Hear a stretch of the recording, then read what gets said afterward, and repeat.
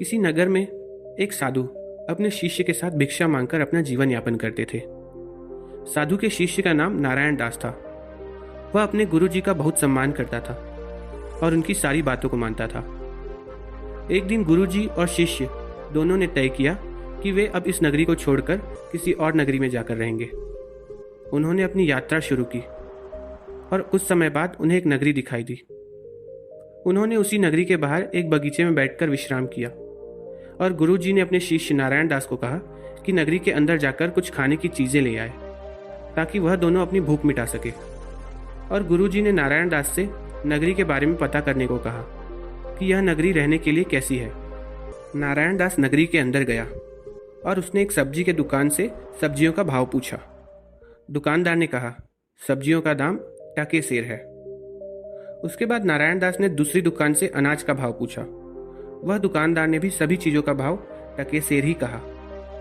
उसके बाद नारायण दास हलवाई से मिठाइयों का दाम पूछने लगा। हलवाई ने मिठाइयों का दाम टके सेर बताया। नारायण दास को दुकानदार ने बताया कि इस नगरी में तुम्हें सारी चीज़ें टके सेर के भाव से ही मिलेंगी।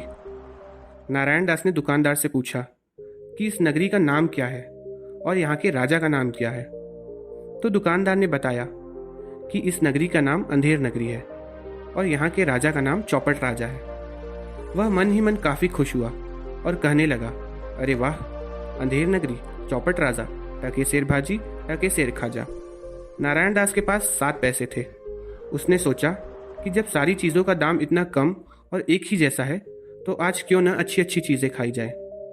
उसने उन पैसों से बढ़िया बढ़िया मिठाइयाँ ली और गुरु जी के पास गया और उन्हें नगरी के बारे में बताया। यह सब सुनकर गुरु जी ने कहा कि हमें तुरंत इस नगरी को छोड़ देना चाहिए। ऐसी नगरी में रहने से कभी भी मुसीबतें आ सकती है, इसलिए यहाँ रहना मूर्खता है। लेकिन नारायण दास को वह नगरी पसंद आ गई थी। उसने गुरु जी से कहा कि मैं इसी नगरी में रहूँगा। यहाँ सभी चीज़ों का भाव बहुत सस्ता है। अगर मुझे कम भिक्षा भी मिली तो मैं अपना जीवन मज़े से बिता सकता हूँ। गुरु जी ने कहा, तुम्हें यहाँ रहना है तो भले रहो, लेकिन जब भी कोई मुसीबत आए तो मुझे याद करना, मैं तुम्हारे लिए तुरंत आ जाऊँगा। ऐसा कहकर गुरु जी ने तत्काल उस नगरी को छोड़ा और चले गए। नारायण दास मज़े से अपनी ज़िंदगी जीने लगा।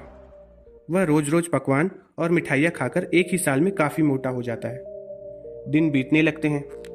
एक दिन राजा के दरबार में एक गडरिया अपनी अर्जी लेकर आता है और कहने लगता है, दुहाई हो महाराज, दुहाई हो, मेरी बकरी मर गई। राजा ने गडरिये से कहा, तुम्हारी बकरी कैसे मर गई? इस पर गडरिये ने कहा, कल्लू बनिए की दीवार गिर गई, जिसके नीचे दबकर मेरी बकरी मर गई। राजा ने तुरंत कल्लू बनिए को दरबार में बुलाया और कहा, या तो इसकी बकरी को जिंदा कर दो या फिर जान के बदले जान ली जाएगी और तुम्हें फांसी दी जाएगी। इस पर कल्लू बनिए ने कहा, महाराज, इसमें मेरी कोई गलती नहीं है। कारीगर ने दीवार ही ऐसी बनाई कि दीवार गिर गई। राजा ने कारीगर को फांसी पे चढ़ाने के लिए बुलाया। कारीगर ने कहा, महाराज, इसमें मेरी कोई गलती नहीं। चूने वाले ने चूना ही ऐसा दिया कि दीवार कमज़ोर हो गई और दीवार कमज़ोर होने की वजह से गिर गई। इस तरह एक दूसरे पर इल्ज़ाम लगाते लगाते आखिरकार बात कोतवाल पर आ पहुंची और कोतवाल को फांसी पर चढ़ाने का निर्णय लिया गया। सैनिकों ने कोतवाल को फांसी पर चढ़ाने की तैयारी की और कोतवाल को जैसे ही फांसी पर चढ़ाया गया तो फांसी की रस्सी बहुत बड़ी होने के कारण कोतवाल के गले से फिसलने लगी।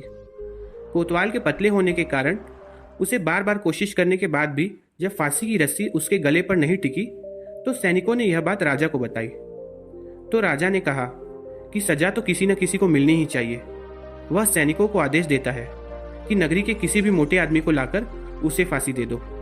सैनिक नगरी में घूमकर किसी मोटे आदमी को ढूंढने लगे तो उनकी नज़र नारायण दास पर पड़ी और उन्होंने नारायण दास को पकड़ लिया और उसे फांसी के लिए ले जाने लगे। जब नारायण दास ने सैनिकों से अपने फांसी देने का कारण पूछा तो सैनिकों ने उसको फांसी देने की वजह बताई।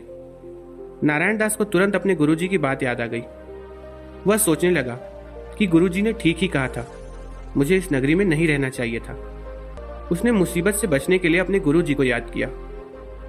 जब उसे फांसी पर चढ़ाया जा रहा था तब गुरुजी ने अपने शिष्य नारायण दास के कान में कुछ कहा। उसके बाद गुरुजी और नारायण दास ने चिल्लाना शुरू कर दिया और आपस में लड़ने लगे कि मुझे फांसी दी जाए, मुझे फांसी दी जाए। जब राजा ने गुरु और शिष्य से ऐसा करने का कारण पूछा तो गुरुजी ने कहा, आज का यह दिन और यह पल बहुत ही शुभ है। यदि इस क्षण किसी को मृत्यु की सजा होती है तो वह अगले जन्म इस नगरी से 5 गुना बड़े नगर का राजा बनेगा। इसलिए हम दोनों में लड़ाई हो रही है कि मुझे फांसी पर चढ़ाया जाए।